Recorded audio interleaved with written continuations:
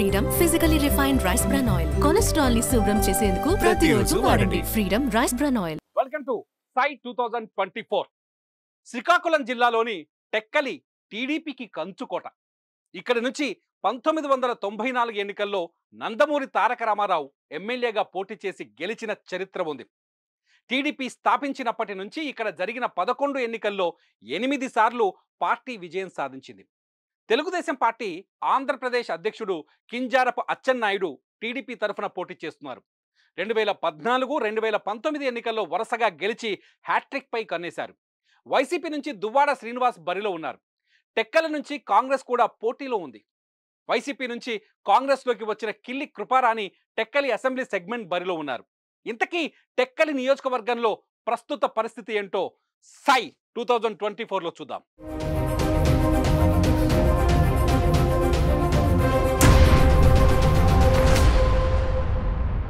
టెక్కలి నియోజకవర్గంలో ఇప్పటి వరకు అందిన సమాచారం ప్రకారం మొత్తం ఓటర్లు 2,37,888 మంది ఉన్నారు.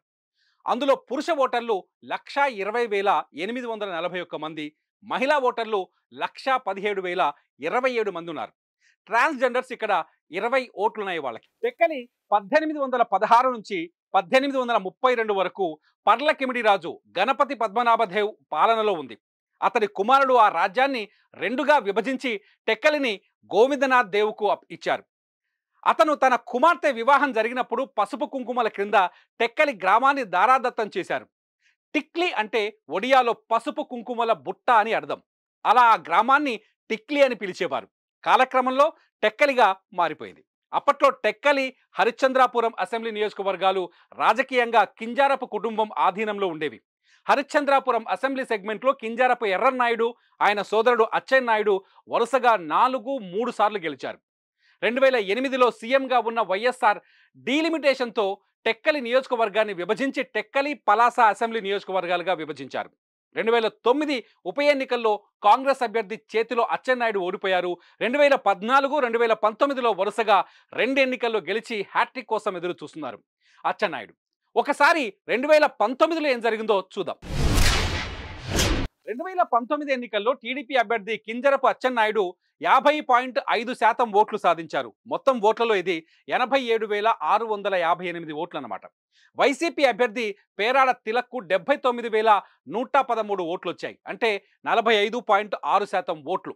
ఆ ఎన్నికల్లో జనసేన అభ్యర్థి కనితి కిరణ్ కుమార్కు 2,810 ఓట్లు వచ్చాయి. వైసీపీ అభ్యర్థిపై 8,545 ఓట్ల మెజార్టీ సాధించారు అచ్చెన్నాయుడు. 2014లోనూ అచ్చెన్నాయుడే విజయం సాధించారు. అయితే అప్పుడు వైసీపీ తరఫున పోటీ చేసింది ఎవరో తెలుసా? ఇప్పుడు పోటీ చేస్తున్న దువ్వాడ శ్రీనివాసే.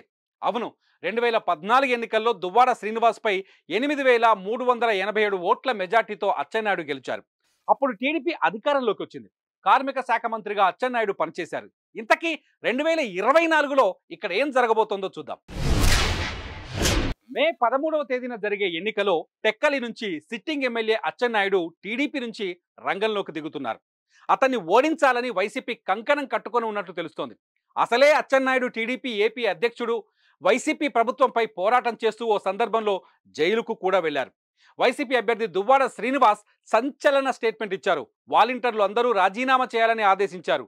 టెక్కలి నియోజకవర్గంలో వాలంటీర్లకు మే 3వ తేదీ వరకు టైం ఇస్తున్నామని, ఆ లోపు వారు రాజీనామా చేసి పార్టీ ప్రచారంలోకి వచ్చేయాలని కాంట్రవర్సీ స్టేట్మెంట్స్ ఇచ్చారు. లేకపోతే వారు మే 5 తర్వాత వాలంటీర్లుగా ఉండబోరని కూడా హెచ్చరించారు. శ్రీనివాస్ చేసిన ఈ కామెంట్స్ హాట్ టాపిక్ అయ్యాయి. ఇటువంటి హోరాహోరీ పోరులో టెక్కలిలో గెలిచే పార్టీ ఏది? విజయం అందుకునే అభ్యర్థి ఎవరు? సాయి 2024లో మరో నియోజకవర్గంతో మళ్ళీ కలుద్దాం. సుమన్ టీవీలో మీ పర్సనల్ అండ్ బిజినెస్ ప్రమోషన్స్ కోసం కింది నెంబర్కి కాంటాక్ట్ చేయండి.